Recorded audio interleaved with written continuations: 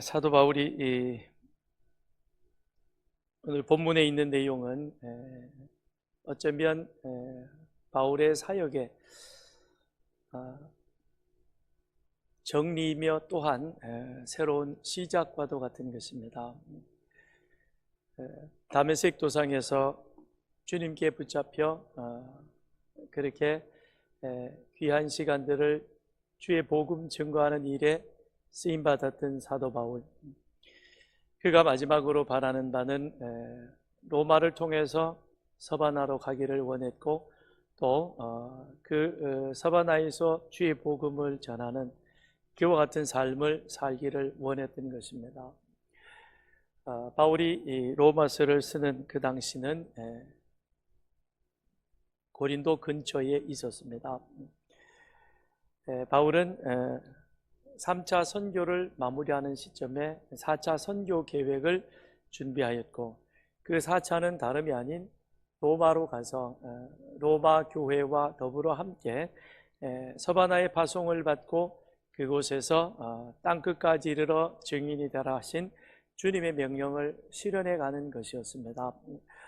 우리는 이 과정 속에서 사도 바울은 그동안 하나님의 붙잡힌 바 되어진, 그리고 주의 선교를 감당해 가면서, 그리고 또 로마를 통해서 서바나로 가려고 하는 그와 같은 바울의 계획 속에 하나님의 인도하심은 어떻게 그 바울의 삶 가운데 펼쳐지고 있으며, 바울은 그 하나님의 인도하심 속에 어떤 사람으로 어떤 삶을 살아왔는가. 우리 또한 하나님의 은혜로 구원받아 하나님의 자녀 되어진, 그래서 우리는 그리스도의 제자로 세상을 살아가고 있습니다. 우리의 주어진 그 하루하루의 일련의 또 인생의 계획 가운데 하나님의 선하신 간섭하심과 그리고 그 인도하심을 우리는 날마다 바울처럼 경험하며 나아갔으면 좋겠습니다. 그러려면 바울은 어떤 그런 하나님의 은혜를 경험했고 그 안에서 어떤 모양으로 반응하였는가. 사도 바울은 행복한 그런 삶을 살았던 사람입니다.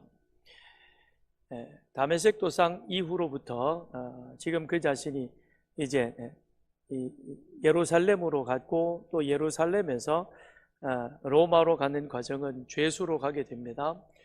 그런데 그의 삶의 모습을 되돌아보면 인간적으로 보면 굉장히 험난하고 힘든 그런 여정들을 지나왔습니다. 그러나 그런 어려운 힘든 인생의 과정 속에서도 바울은 단 한 번도 자신의 살아왔던 그 삶에 대해서 불평하거나 원망하진 않습니다. 오히려 죽는 그 순간까지, 그 호흡이 닿는 그때까지 바울은 어떻게 하든 하나님 손에 붙잡힌 바 되어져서 예수 그리스도의 복음을 전하는 자로 살아가는 것이 그의 마지막 궁극적인 소망이었고 소원이었습니다. 그리고 이 일을 위하여 바울은 그가 달려가야 할 그 길들을 끝까지 달려갔다는 것이죠. 우찌무라 간조가 이런 말을 했습니다. 가장 행복한 사람은 죽기까지 일한 사람이다. 우리 인생에 있어서 일과 죽음이라는 것은 뗄래야 뗄 수 없는 그런 아주 상호 밀접한 관계 속에 있습니다. 살아있는 우리들은 일을 해야 되고, 이 일을 통해서 우리는 또 우리의 생명을 유지시켜 갈 수 있는 것입니다. 그런데 우리의 일함이 결국에는 따지고 보면요, 죽음을 향하여 가는 길입니다. 오늘도 이만큼 살았습니다. 그런데 우리 인생 가운데서 이미 지나온 시간과 더불어서 오늘 6월 9일, 오늘 6월 9일이죠. 날짜 가는 분도 모르는 분 계세요? 참 인생 참 편하게 사시는 분 같아요. 오늘 6월 9일 오전 11시 28분, 이만큼 이미 시간이 지나간 거예요. 그죠? 남은 몇 시간이죠? 11시간 32분인가? 그러면 맞나요? 아니다. 24시간이 맞네. 아무튼 13시간 정도 남았네. 그죠? 이만큼 이미 우리는 어디 가까이 다가왔어요? 죽음의 한 걸음 가까이 다가온 것입니다. 그러기에 우리 인생은 태어나는 그 순간은 결국엔 어디를 향하여 가느냐? 살아간다고 말하지만 죽음을 향하여 가고 있는 것입니다. 그래서 그런 인생을 보면서 철학자 사르트르는 인생은 절망이라 그랬습니다. 만약 인생이 절망이라면 우리는 살 이유가 없을 것이고 절망적인데 일해야 할 이유도 없을 것입니다. 그런데 하나님은요, 탄생과 죽음이라고 하는 그 인간의 일생 속에 하나님은 무엇을 두셨냐면 선택과 기회라고 하는 것을 두셨습니다. 그래서 모든 인생에게는 선택과 기회가 있는 것입니다. 선택과 기회. 우리에게 주어진 이 기회를 이용해서 어떤 선택을 하느냐에 따라서 그리고 무엇을 선택하느냐 하는 것이 그 사람의 인생의 질, 그리고 가치, 목적, 그리고 방향을 결정짓게 되는 것입니다. 여러분과 저는 예수 그리스도를 선택을 하셨습니다. 예수 그리스도를 선택할 수 있는 기회에 놓치지 않고 예수 그리스도를 선택함으로 말미암아 우리 또한 죽음을 향하여 나아가고 있는 세상에서 말하는 절망이라고 하는 그 인생이지만 그 절망이 죽음이 아니라 영원한 생명의 자리로 가는 것입니다. 그리고 그건 우리에게 있어서 영원한 소망이 되는 것입니다. 그러므로 예수 그리스도를 선택한 사람에게 살아가는 삶은 일이 아니라 사명이 되는 것입니다. 우리는 사명자로 살아가는 것입니다. 예수 그리스도를 선택한 우리들은 세상 사람들과 동일한 모습으로 죽음을 맞이하지만 그것은 절망으로 끝맺는 것이 아니라 영원한 생명으로 나아가는 새로운 문이 되는 것입니다. 그래서 우리는 그 안으로 들어가서 우리 하나님과 같이 영원한 생명을 누리게 되는 것입니다. 그러므로 예수 그리스도를 선택한 우리는 행복자인 것입니다. 아멘이십니까? 여러분이 동의 안 하더라도 행복하십니다. 행복한 삶을 누리길 바랍니다. 모세가 마지막 그의 삶에 이스라엘 12지파를 다 그렇게 축복하고 난 다음에 내렸던 결론은 한마디였습니다. 나와 너희는 행복한 사람이다. 나와 너희는 행복한 사람이다. 이스라엘이여 너는 행복한 사람이로다. 모세가 왜 행복하냐 그 이유에 대해서도 말해주는데요. 여호와의 구원을 너같이 얻은 백성이 누구냐? 애굽에서부터 구원의 은혜를 입었다는 것입니다. 더 넓게 깊이 얘기한다면 타락하여 죽음으로 말미암아 우리 인생이 끝나야 하는 우리들, 그런 우리들에게 하나님께서는 창세기 3장 15절에 구원자를 보내실 것이라 말씀을 하셨고 그 하나님의 언약이 이제 우리들 가운데 예표적으로 실행되어졌다는 것이죠. 우리는 애굽에서 노예로 종으로 우리 인생은 끝나야 되지만 그러나 하나님은 당신이 하신 그 약속을 우리 가운데 실질적으로 이루어 주시기 위해서 우리를 애굽에서 죄에서 세상에서 구원해내었다. 그래서 여호와의 구원을 너같이 얻은 사람이 누구이냐? 여호와의 구원받은 자이니까 행복하다는 것입니다. 그렇죠? 여러분 예수 그리스도로 말미암아 구원받았습니다. 아멘. 구원받은 우리는 행복합니다. 인생이 힘든 것도 있어요. 그런데 더 좋은 것은 예수로 말미암아 구원받았던 것이죠. 계속해서 그는 말합니다. 여호와는 너를 돕는 방패시요 내 영광의 칼이시로다. 내 대적이 내게 복종하겠다. 이 광야의 삶 가운데 그리고 더 나아가서는 가나안 땅, 하나님이 약속의 땅을 너희들에게 주실 것이다.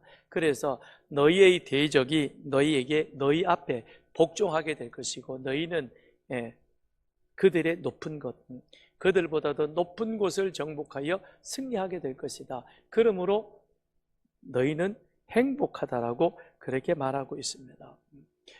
모세의 이 유언을 듣는 만나 세대는 여전히 광야 가운데 있습니다.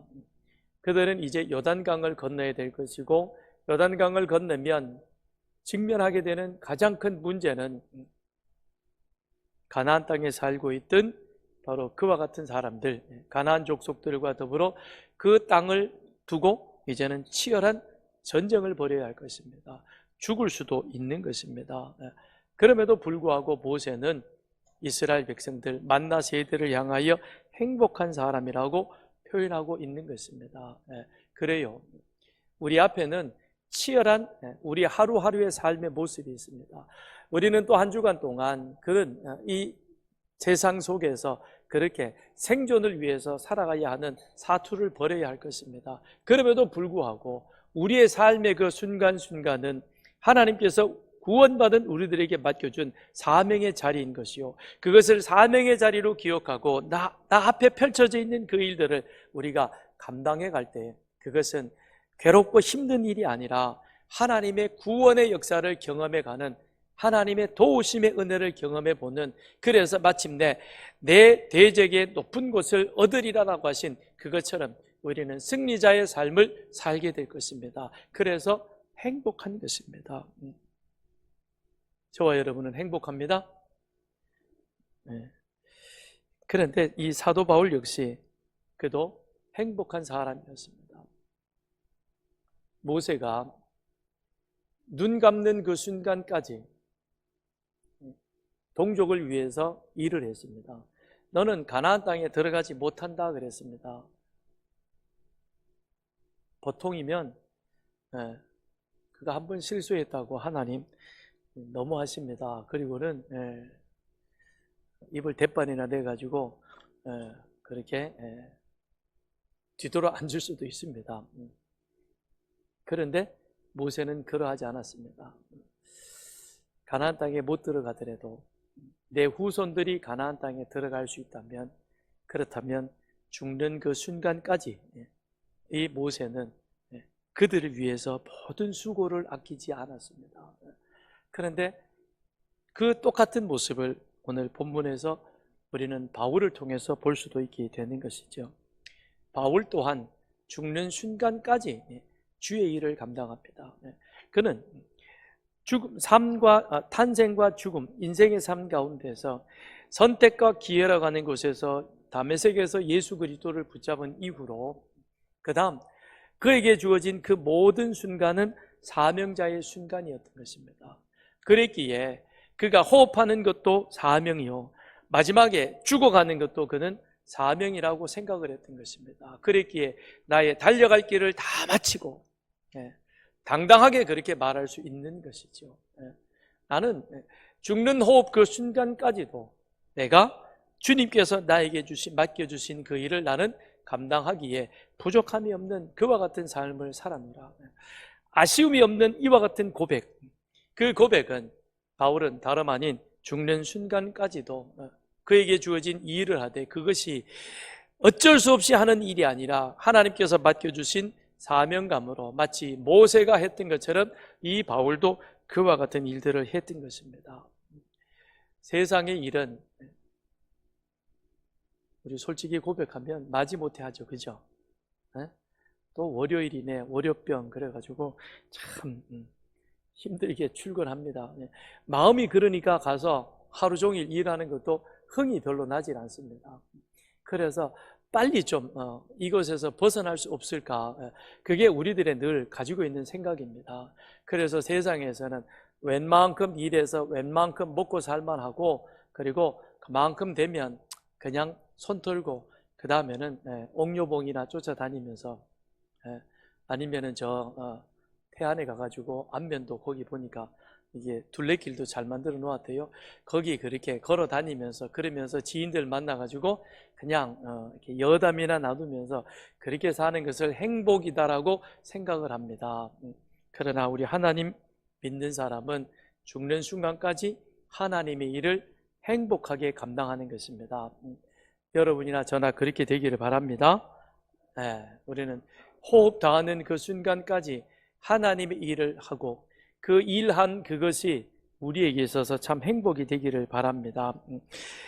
바울은 말합니다. 22절, 그러므로 또한 내가 너희에게 가려 하던 것이 여러 번 막혔더니 이제는 이 지방에 일할 곳이 없고 또 여러 해 전부터 언제든지 서바나로 갈 때에 너희에게 가기를 바라고 있었으니, 우리 주님께서 제자들에게 마지막 승천하시면서 하셨던 명령이, 성령이 너희에게 임하시면 너희가 권능을 받고 땅끝까지 이르러 내 증인이 되리라 그랬습니다.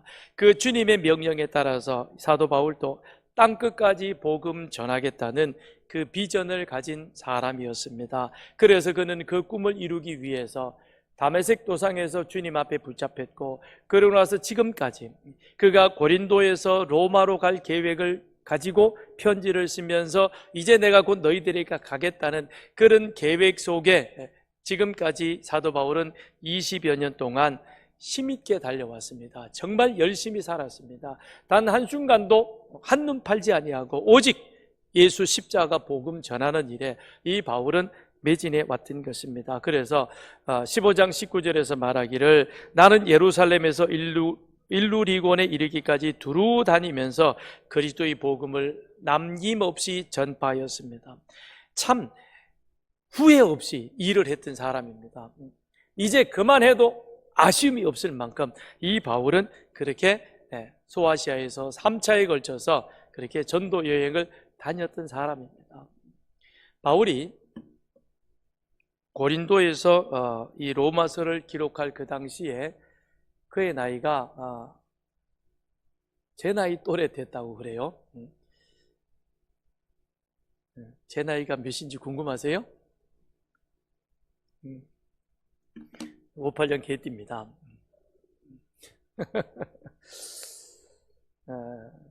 학자들은 사도 바울이 예수님보다 한 3, 4년 정도 먼저 태어났다 그래요.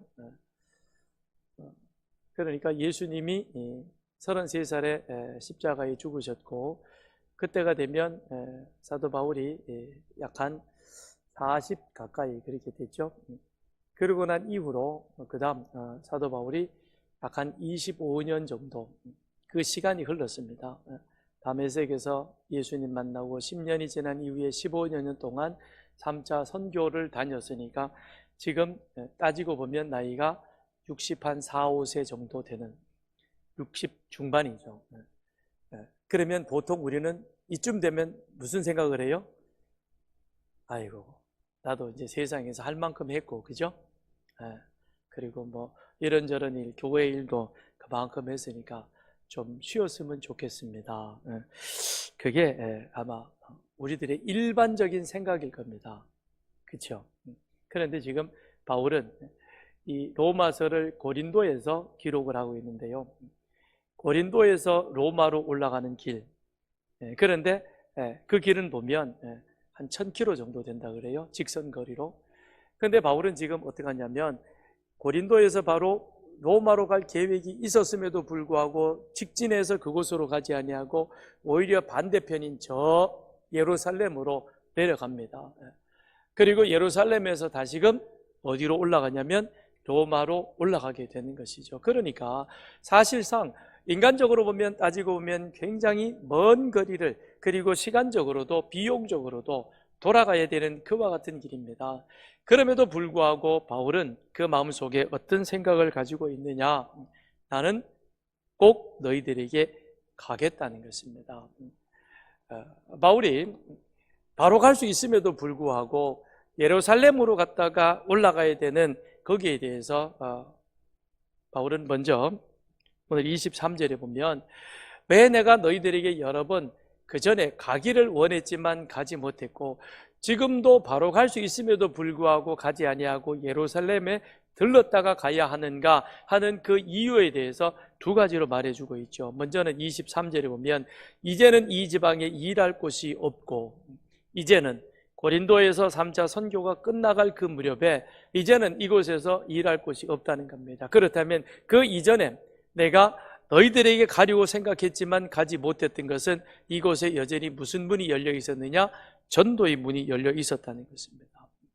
여전히 이곳에서는 전도의 문이 열려 있어서 그리하여 그것을 뿌리치고 너희들에게 가는 건, 물론 그곳에 가서 당시의 사람들이 땅끝이라고 생각했던 서바나, 지금의 스페인으로 가서 복음 전하는 그 일도 하나님 나라 확장에 있어서는 굉장히 소중한 일이고 귀한 일이지만, 그러나 그건 내가 생각하고 있었던 내 계획이었고, 그래서 그 계획에 따라 나는 그것을 실현하고 실천하려고 했었는데, 그런데 하나님의 성령이 그 일들을 나로 하여금 뒤순위로 미루었다는 것입니다. 그러니까 내 계획은 한두 번 이곳에서 선교가 마쳐지면, 그러면 어느 정도 선교가 완성이 되었으니, 그러니 로마로 가는 것이 더 좋지 않겠느냐라는 바울의 계획이었고, 그러나 성령님은 그것이 아니라 이곳에서 계속해서 선교의 문이 열려 있었으니, 그러니 그들에게 계속해서 복음을 전하는 것, 그것이 바로 성령님의 계획이셨다라는 것입니다. 그리고 두 번째는 24절로부터 25절에 보면, 그러나 이제는 내가 성도를 섬기는 일로 예루살렘에 간다 그랬습니다. 지금은 내가 바로 직선거리로 달려가면 더 좋겠지만, 지금 내가 그렇게 하지 못하는 것은 예루살렘에 가야 할 이유가 있다는 것이죠. 그래서 사도행전 20장에 보면, 보라 이제 나는 성령에 매여 예루살렘으로 가는데, 성령이 나를 붙잡아서 어디로 가게 하느냐? 예루살렘으로 가게 한다는 것입니다. 그 예루살렘에 왜 가느냐? 그 이유가 다름이 아니라 26절, 마게도냐와 아가야 사람들이 예루살렘 성도 중 가난한 자들을 위하여 기쁘게 얼마를 연보하였다. 마게도냐와 아가야에 있는 성도들이, 예루살렘 교회 성도들이 어렵고 힘들다는 그 소식을 듣고, 그들도 힘들고 어려운 그런 환난 가운데 있지만, 그러나 기쁨 가운데 무슨 일을 했느냐? 즐거운 마음으로 헌금, 연보를 드렸다는 것입니다. 헌금은 하나님 앞에 드리는 것이요, 연보라고 하는 것은 구제적인 성격이 강합니다. 그래서 바울도 말하기를 얼마를 기쁘게 연보하였다. 너희들을 돕는, 구제하는 일에 무엇을 했느냐?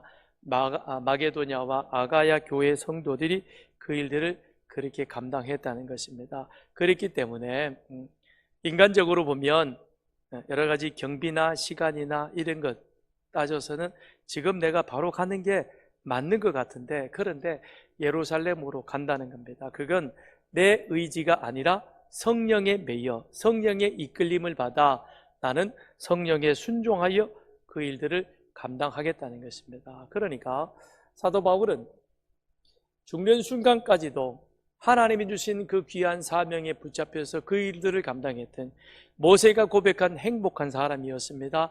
동시에 그는 행복한 성령의 사람이기도 했던 것입니다. 그래서 바울은 다메섹 도상에서부터 시작을 해서, 그 다음 그가 1, 2, 3차 선교 여행을 끝내고 로마로 가는 그 시간까지도 바울은 자신의 계획이 분명히 있었지만, 그러나 그 계획대로 가는 것이 아니라 그 계획 속에 성령의 간섭하심이 있다면, 이 바울은 성령에 예민하게 반응하면서 언제든지 먼저 성령에 순종할 그와 같은 준비가 되어져 있었다는 것이죠. 우리는 살아가면서 다 자기의 각자의 계획이 있습니다. 하루의 계획이 있고, 한 달의 계획이 있고, 1년의 계획이 있고, 내 평생의 계획이 있습니다. 그런 그 계획 따라 살아가는 삶이지만, 그러나 그 삶 가운데 성령님께서 우리 삶에 개입해 들어오셔서, 그래야 때로는 우리의 계획과 상관없이 무관하게 우리의 삶을 인도해 가고 이끌어 갈 때 우리는 거기에 대해서 순종할 수 있는 그런 준비가 되어져 있어야 합니다. 그게 구원받은 성령의 사람인 것입니다. 바울은 다메섹 도상에서 부활하신 주님을 만나죠. 그러면서 그 과정 속에서 그는 성령의 은사를 충만하게 받게 되는 것입니다. 바울이 다메섹으로 예수 믿는 자들을 잡으러 내려가다가 부활하신 주님을 만납니다. 그때 광명한 빛에 의해서 며칠 동안 앞을 보지 못합니다. 주님께서 아나니아를 보내서 바울에게 안수하게 합니다.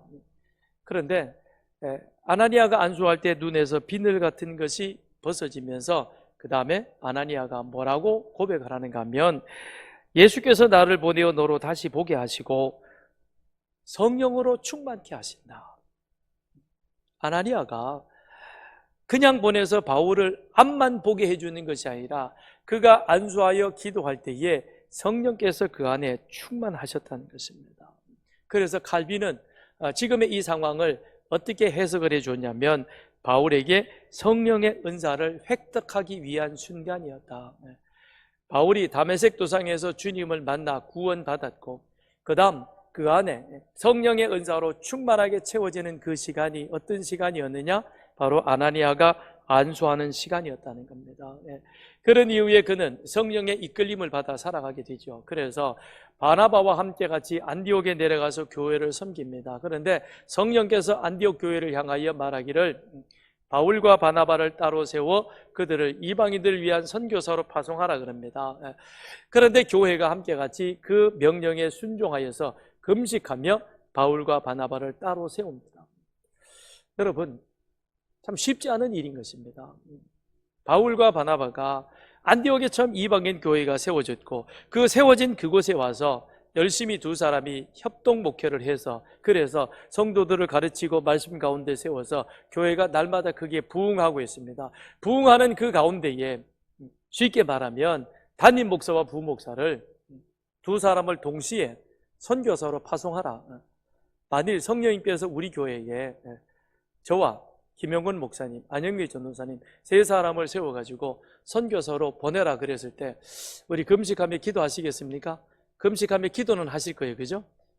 뭐라고 기도하실 거예요?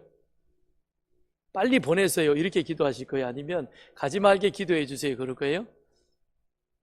전자는 아닐 것 같아요, 그죠?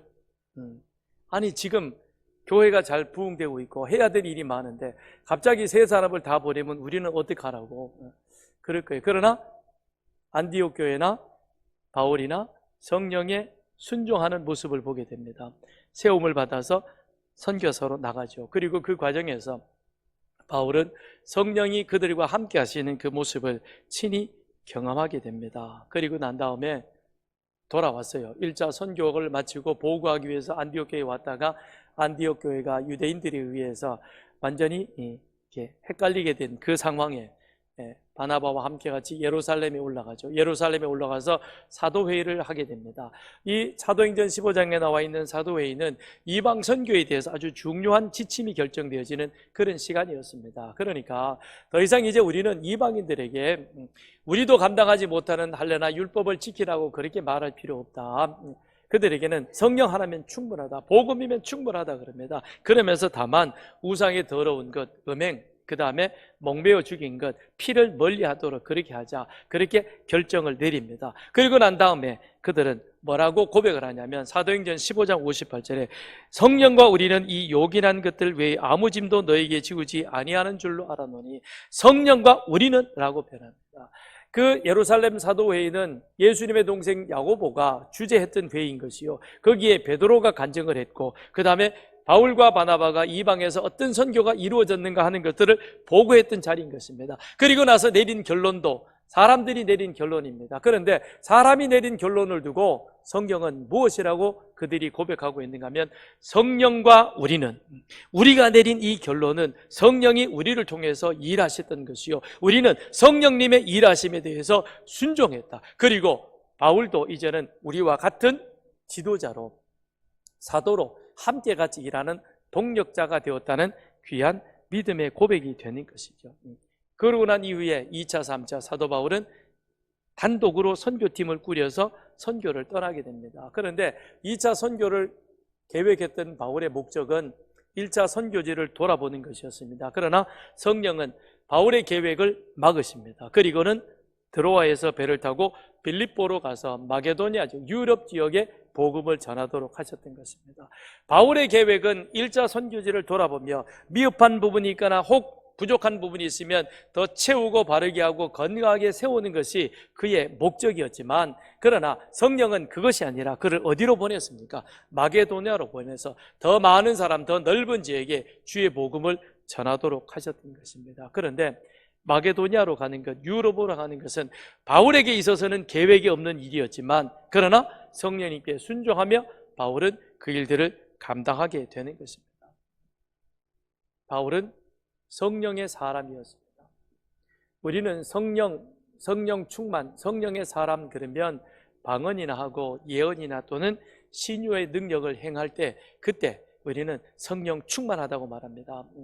성령 충만 이꼬로 방언이라고 하는 것은 한국의 한 교단이 이걸 너무 확대해버려 가지고 마치 그것이 전부인 양 그렇게 보여지는 것입니다. 그러나 더 중요한 것은 성령은 원래 하나님이시고 그리고 진리의 말씀이시고 인격체인 것입니다. 그러므로 성령이 아니면 예수가 그리스도이심을 우리가 고백하지 못할 뿐만 아니라 그 고백한 이후에 성령은 우리 안에 내주하시면서 그 다음 주님의 말씀과 주님의 가르침을 따라 그렇게 살아가도록 만드는 겁니다. 그러므로 성령이 우리 안에 들어오고 우리가 성령 충만하다는 것은 그건 다름이 아니라 진리의 말씀이신 하나님을 더 잘 아는, 더 많이 아는 것이요, 그 말씀, 그 가르침을 따라 우리가 살아감으로 말미암아 우리의 인격체가 이전에 나 중심의 세상 중심에 나아가던 그 인격체가 이제는 예수 그리스도 중심에 그걸 닮아가는 그와 같은 인격체로 변화되어 간다는 것이죠. 그래서 요한복음 16장 13절에 보면 진리의 성령이 오시면 그가 너희를 모든 진리 가운데로 인도하시리니 그가 스스로 말하지 않고 오직 들은 것을 말하며 장래 일을 너희에게 알리시겠다. 진리의 성령님이 우리 안에 충만히 임하시면 우리에게는 세 가지 일들이 있다는 겁니다. 그게 무엇이냐? 첫째, 진리의 성령은 우리를 진리 가운데로 인도해 주시는 것입니다. 우리로 하여금 하나님의 말씀으로 그리고 그리스도의 가르침을 더 깨달아 아는 곳으로 인도해 갔습니다. 그래서 잘못된 것은 바꾸시고 구부러진 것은 곧게 표기하시고 부족한 부분은 채우시고 그래서 우리로 하여금 온전한 인격체로 온전한 진리 가운데로 가게 하는 것이죠. 그 다음에 두 번째로 이 진리의 성령님은 오직 듣는 것을 말씀하신다. 자의로 당신이 말씀하시는 것이 아니라 그리스도의 가르침을 우리들로 하여금 끊임없이 기억나게 하고 그리고 그 가르침대로 살아가도록 우리를 이끌어 가신다는 겁니다. 그리고 세 번째, 진리의 성령님이 우리 가운데 오셔서 장래 일을 너희에게 알게 하시겠다 그랬습니다.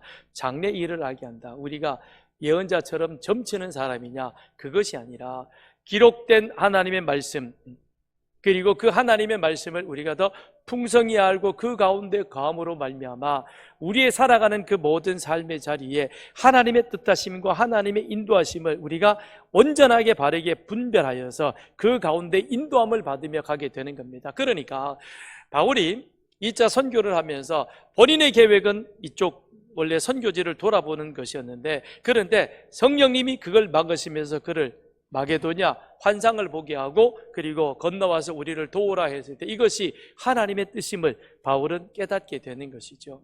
바로 그런 모습으로 우리로 하여금 미리 알게 한다라는 것은 다름이 아니라 하나님의 뜻이 우리 가운데 더 분명하고도 선명하게 드러나서 그 길을 행하며 나아가되 치우침이 없는 모습으로 바르게 나아갈 수 있다는 것입니다. 바울은 성령의 사람이었습니다.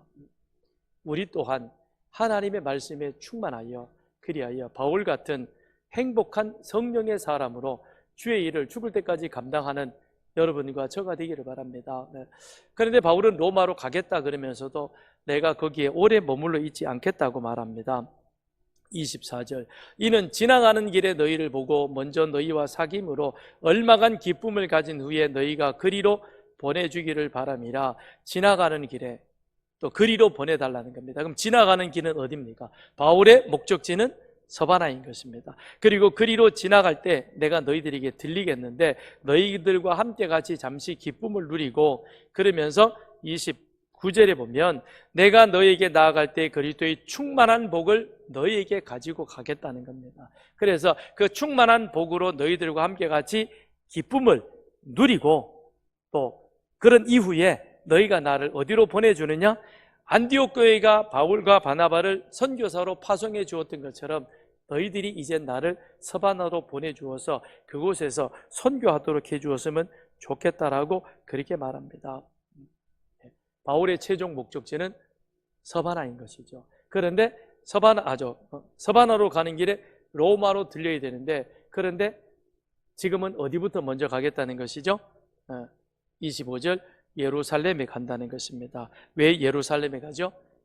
마게도냐와 아가야 교회가 연보한 것들을 그들에게 나누어 주기 위해서 간다는 것이죠. 27절 저희가 기뻐서 하였거니와 또한 저희는 그들에게 빚진 자니 만일 이방인들이 그들의 영적인 것을 나눠 가졌으면 육적인 것으로 그들을 섬기는 것이 마땅하니라. 자, 마게도냐와 아가야 교회가 예루살렘 교회가 힘들고 어렵다는 소식을 듣고 그들에게 연보를 했습니다. 그런데 기쁨으로 그들도 극심한 가난 가운데 있었지만 힘에 넘치도록 풍성한 연보를 했습니다. 그래서 바울은 그것을 저희가 기쁘게 연보하였다라고 말합니다. 그들이 어려운데도 마게도냐와 아가야 성도들이 어려운데도 어떻게 그렇게 풍성한 연보를 할 수 있었을까? 세상 경제 논리에 따르면 이건 이치적으로 맞지 않습니다. 그런데 이들이 무엇을 알았느냐? 영적인 경제 원리를 알았다는 것이죠. 세상의 경제 원리는 내가 써야 되는 것이고 쓰고 남음이 있으면 그 다음엔 그것을 나누어 줄 수 있는 마음이 생기는 겁니다. 내가 지금 100원이 있는데 내가 오늘 50원만 가지고도 충분하다. 그러면 나머지 50원을 내가 다른 사람에게 빌려주든지 아니면 투자를 하든지 뭘 사두든지 합니다. 그건 세상의 경제 원리인 것이죠. 잉여 자본을 가지고 만들어가는 겁니다. 그러나 하나님의 영적인 경제 원리는 내가 100원이 있지만 그것이 모자랍니다. 1000원이 있어야 됩니다. 그러나 나에게 100원이 있고 저 사람이 그 사람에게도 100원이 필요합니다. 그러면 나에게 부족하지만 있는 그것을 나누어서 그 사람의 어려운 형편을 같이 함께 도와서 세우는 것입니다. 이게 영적인 경제 원리라는 것이죠. 하나 예를 들어서 설명해 드리면요. 지난주에 서산시 기독교 연합 부흥회에서 목포 사랑의 교회 백동조 목사님이 오셔서 강사로서 말씀을 전해 주셨는데 그분이 그 지체가 온전치 못합니다. 걸음걸이도 이렇게 뒤뚱거리고 그 다음에 이 손과 이런 입 모양이 아주 이렇게 좀 정상적이질 못합니다. 그분이 교회 개척을 하고 나서 얼마 있지 않아서 구역 예배를 인도하고 돌아오는 길에 덤프 트럭에 받쳐가지고 당신이 몰던 차가 그렇게 가로수에 부딪혀가지고는 그러면서 경추 2번이 골절이 되어서 전신 마비가 왔습니다. 그래서 병원에서 이건 뭐 생명을 기약할 수 없이 그렇게 누워 계셔야만한 그런 전신 마비 환자가 되었습니다. 그런데 참 더 안타까운 것은 목사님이 탄 차를 받았던 이 덤프트럭은 그 차가 보험에 들지 않았습니다. 그런데다가 인명사고가 났기 때문에 구속될 수밖에 없는 거예요. 근데 목사님이 그 젊은 사람이 구속되는 것을 원치 않아서 2번이나 탄원서를 써주면서 그러면서 그 사람하고 합의를 했는데 그런데 그 사람이 합의금으로 700만 원을 가져왔더래요. 이거는 병원 치료비도 되지 않는 진짜 턱없이 부족한 금액인 것이죠. 근데 목사님은 그 사람이 구속되는 것을 피해주기 위해서 700만 원을 받고 합의를 해 주었답니다.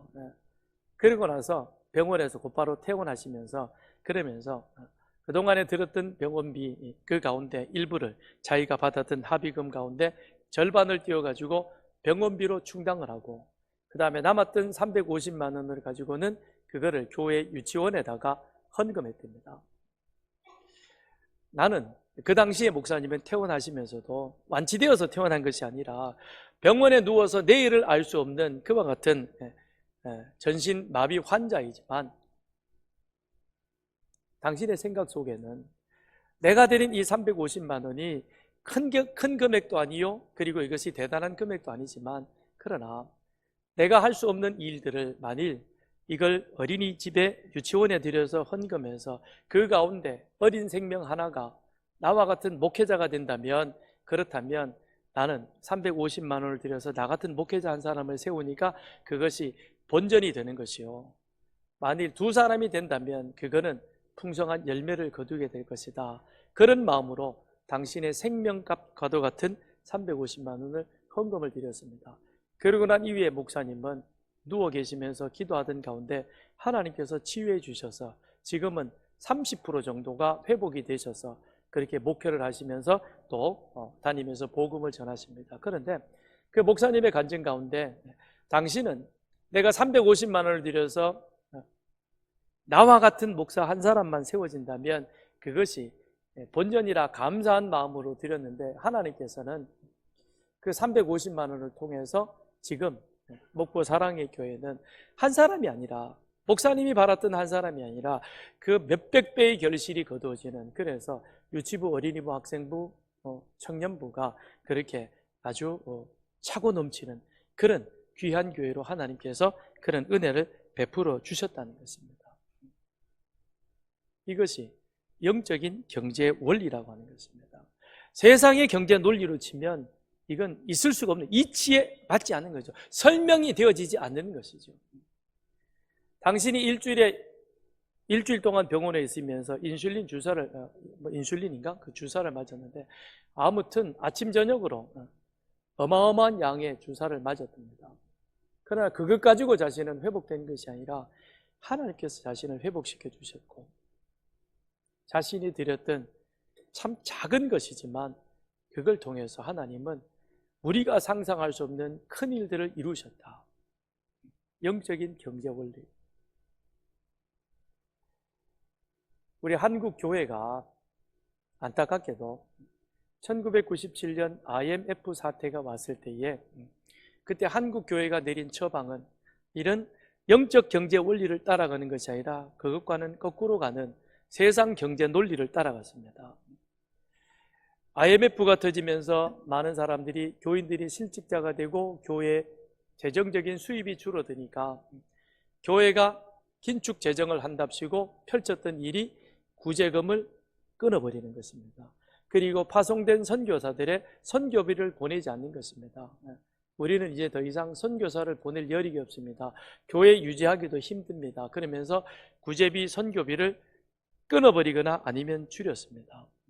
그런데 세상의 경제는 국민들이 일치 단결해서 IMF를 빠르게 탈출했습니다. 그러나 교회는 안타깝게도 영적 경제 원리를 잊어버린 채 세상 경제 논리로 따라갔는데, 그러면 세상의 경제가 회복된 만큼 교회의 경제도 회복이 되어졌느냐? 그렇지 못했던 것이죠.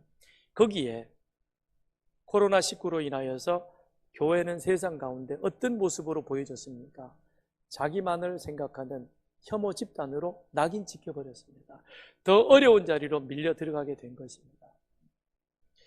마게도냐와 아가야 교회도 힘들고 어려웠습니다. 그들도 어쩌면 그들의 그 삶 자체를 유지하는 것도 힘들었을 수도 있었을 것입니다. 그러나 그들은 무엇을 기억했느냐? 저희는 그들에게 빚진 자니 무슨 빚을 졌습니까? 복음의 빚을 졌다는 것입니다. 우리는 그냥 있었으면 죽을 수밖에 없는 존재인데, 그런데 그들이 바울을 보내주어서 우리로 하여금 영적으로 거듭나는, 그래서 죽음으로 가는 절망의 존재가 아니라 영원한 생명으로 가는 영생의 자리를 우리는 알게 해주었다. 그 사실을 깨닫고 우리가 영적으로 이제는 빚진 자니, 그러므로 우리들에게 복음을 전해준 예루살렘 교회가 어렵다면 우리가 마땅히 그들을 돕는 길, 그것이 무엇이겠느냐? 육적으로 돕는 일이라는 것입니다. 그래서 그들을 섬기는 것이 마땅하다 해서 마게도냐와 아가야 교회는 온 힘을 다해서 기쁨으로 하나님 앞에 그 금액을 드렸던 것입니다. 하나님은 기쁨으로 드리는 헌금을 즐겨 받으십니다. 그리고 하나님의 영적 경제 논리에 따라서 우리 인간이 상상할 수 없는 놀라운 역사를 우리 가운데 이루어 주십니다. 그 하나의 예가 목포 사랑의 교회인 것이죠. 350만 원 가지고 사실 세상의 경제 논리로 따르면 뭘 하겠습니까? 그러나 그 목사님은 기쁨으로 드렸습니다. 인색하지 않고 자신에게 있는, 자신이 할 수 있는 그 순간에 최선을 다해서 드렸더니 하나님께서는 그 사랑의 교회에 놀라운 하나님의 영적 열매들을 맺게 해 주셨던 것입니다. 그러면서 바울은 말합니다. 예루살렘에는 구제금을 전달했지만 그러나 너희에게는 충만한 복을 가지고 가겠다는 겁니다. 그 충만한 복이 무엇인가? 29절, 내가 너희에게 나아갈 때 그리스도의 충만한 복을 가지고 갈 줄을 알라, 기대하라는 겁니다. 그게 무엇이겠습니까? 두 가지죠. 첫째는 말씀의 복입니다. 바울은 로마서를 기록하면서 서두에 로마 교회도 복음을 다시 들어야 된다 그랬습니다. 이미 로마 교회는 복음을 듣고 세워진 교회입니다. 그러나 그 복음은 날마다 우리가 들어야 할 복음인 것입니다. 특별히 사도 바울은 어떤 사람인 것입니까? 신약 성경의 절반에 해당되어지는 13권의 책을 썼습니다. 그리고 그는 기독교의 기초가 되어지는 기독교의 교리와 신학을 세웠던 사람입니다. 그리고 더 나아가서는 열심히 전도하던 그와 같은 사람이었습니다. 자, 신학자죠. 그리고 탁월한 저술가이죠. 선교사이죠. 목회자이십니다.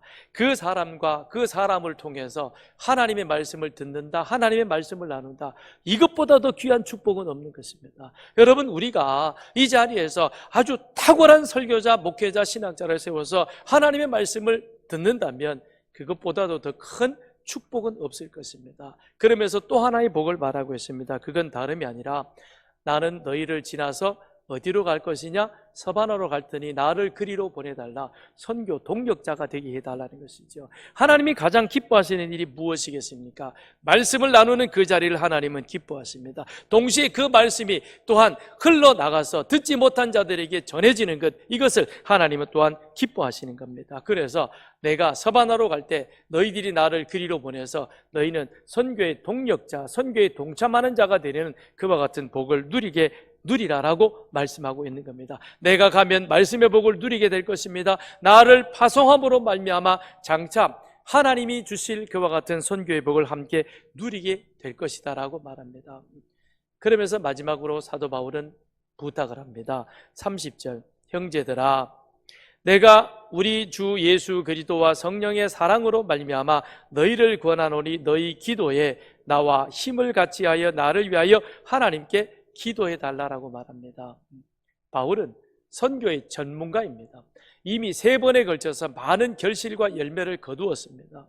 그리고 그는 또한 복음에 있어서 탁월한 사람인 것입니다. 경험도 많고 그 부분에 있어서 전문가입니다.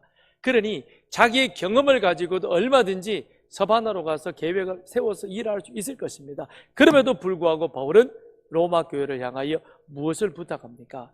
기도해달라, 나를 위해서 기도해달라라고 그렇게 바울은 기도 부탁을 하고 있는 것입니다. 그 기도 부탁은 3가지인 것입니다. 31절, 나로 유대에서 순종하지 아니하는 자들로부터 건짐을 받게 하고, 이것이 첫 번째 기도 제목입니다. 나 예루살렘에 가는데 거기에서 무슨 일을 당할지 모르는데 믿지 않는, 복음에 순종하지 않는 그들이 나를 대적하지 아니하고 복음을 받아들일 수 있도록, 그들과 하나가 될 수 있도록 나를 지켜달라고 기도를 부탁하는 것입니다. 그 다음에 2번째, 또 예루살렘에 대하여 내가 섬기는 일을 성도들이 받을 만하고 마게도냐와 아가야 교회가 연보한 그 금액을 그들에게 전했을 때 그들이 기쁨으로 그것을 받아서 이제는 예루살렘 교회와 이방인 교회가 복음 안에서 하나 되게 해달라. 그리고 마지막 3번째, 나로 하나님의 뜻을 따라 기쁨으로 너에게 나아가 내가 로마로 가서 너희들과 함께 말씀을 나누고 그리고 서바나로 갈 수 있도록, 평안히 갈 수 있도록 그 일을 위해서 기도해 달라고 그렇게 바울은 로마 교회에 편지하고 있습니다. 바울은 주님의 붙잡힘을 받고 죽는 그 순간까지도 자신의 생명이 끝나는 것이 아니라 그것은 사역의 연장이라 생각하고 그는 끝까지 일하던 사람이었습니다. 아니, 사명자로 살아가던 사람이었습니다. 그러면서 자기 방식대로 살아가는 것이 아니라 하나님의 성령에 민감하여 성령에 이끌리는 자로 주어진 사역을 감당을 했습니다. 그러면서 늘 하나님의 도우심을 구하는 기도의 사람이었습니다.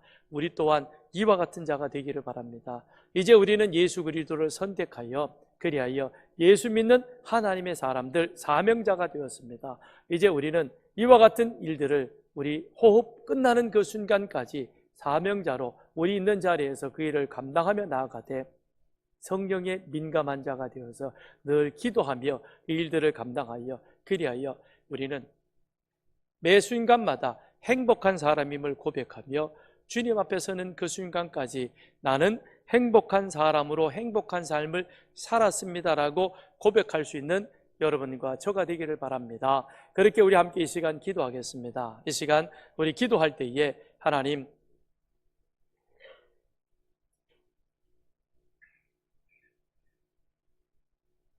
예수 그리스도로 말미암아 구원받아 하나님의 자녀된 저희 주의 일을 죽는 순간까지 사명자로 감당하되 성령의 민감히 반응하는 자가 되게 하시고 순종하는 자가 되게 하시고 늘 기도의 자리를 떠나지 아니하고 기도함으로 하나님의 인도하심을 받으며 나아가는, 그래서 우리의 마지막은 행복한 사람입니다라고 고백할 수 있는 우리가 되게 해달라고, 또 그렇게 살아가는 이 한 주간이 되게 해달라고 우리가 함께 주님 한번 부르짖고 기도합니다.